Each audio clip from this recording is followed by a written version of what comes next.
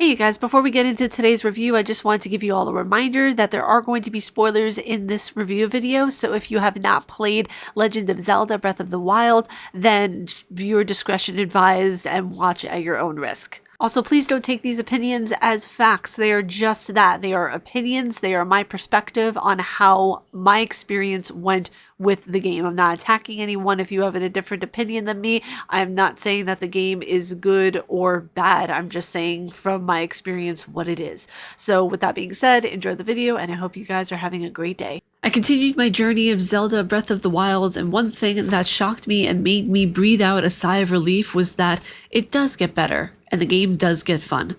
As a fan of older Zelda games, Breath of the Wild didn't create the spark of joy that I thought it would. It instead overwhelmed me with so much to do all at once that I felt a level of burnout from the game that I never thought I'd feel since Assassin's Creed Valhalla. What's going on, you guys? It's your huggable hipster here, and welcome to part 2 of my review for Zelda Breath of the Wild. There's going to be a part 3, and that's going to be the conclusion to this massive undertaking of a review that I did, because I felt as if I did one whole review for it, it would be way too long and people would just tune up by the end of it. But if I broke it up into sizable chunks, then people would be more likely to stick around for all of the review. Zelda's rich characters and open world showed me that you could have an open world with minimal substance, with 76 side quests where some of them are more fetch style than others, a main story that lacks depth, and a confusing way to traverse the land at times. I felt overwhelmed and bored at the same time, a contradiction, I know, by endless choices and possibilities. Not only did the world look empty, there were several side quests that either brought nothing of value to me or brought a lot of substance to the main story.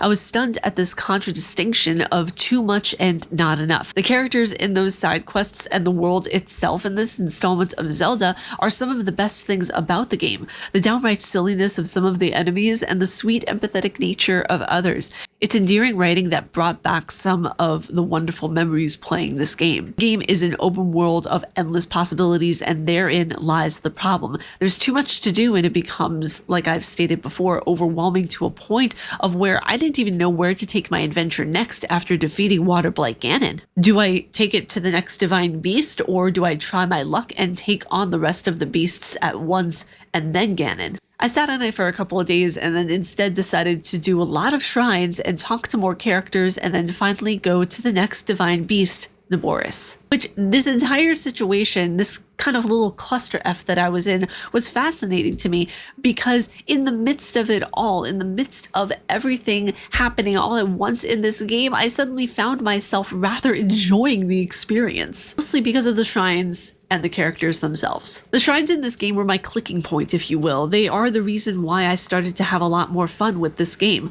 The shrines utilize all of the Nintendo Switch, from the moving body to each button and ability that Link possesses. I'm really impressed with how anything is possible in this game. You can go anywhere and be as creative as you want to be. From the cooking to the climbing to even how you fight a boss, there is endless creative potential and possibilities and ways to accomplish a task, which I think is just so cool. And I feel as if this game really hones in on the creative aspect, and that's what I'm actually most excited about when going in to review Tears of the Kingdom. At about 20 hours into the game, it's a shame that it took me this long for the game to start to become enjoyable for me. Beneath the hard to get into surface of similar looking bosses, terrible weapons durability, and a repetitive nature, there is a gem, a rupee, if you will, of hope.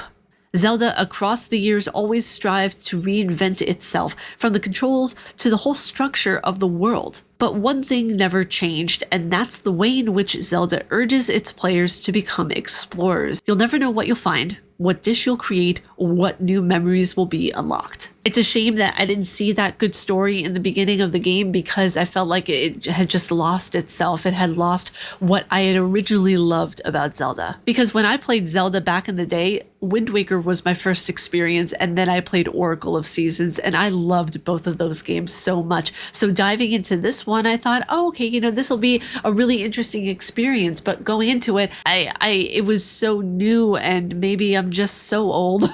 I know 30 years old isn't old, but still. I'm actually in the process of writing the final part of the article, so we'll see how the boss battle with Ganon is. We'll see how everything goes with that, because one thing that I absolutely love in the Zelda games for the bosses is the consistency. You're always going to be fighting Ganon or Ganondorf in some way, because when it comes to Ganondorf or Ganon, the psychological premise behind him is that he is everywhere, that he is the pure essence of evil, so to speak. So when we think of him as a character, we automatically know, okay, Ganondorf, yeah, nope, that's in a Zelda game, because we know it's a consistent theme, a motif, a consistent issue that always needs to be solved within a Zelda game. But you guys, that was part 2 of my review for The Legend of Zelda Breath of the Wild. I hope you guys enjoyed this video. If you guys like my face and what I do, please be sure to subscribe and hit that bell down below. I make videos every day here on YouTube. May you find your worth in the waking world, dear hunter. Stay casually nerdy, and I will see you all in the next video. Umbasa.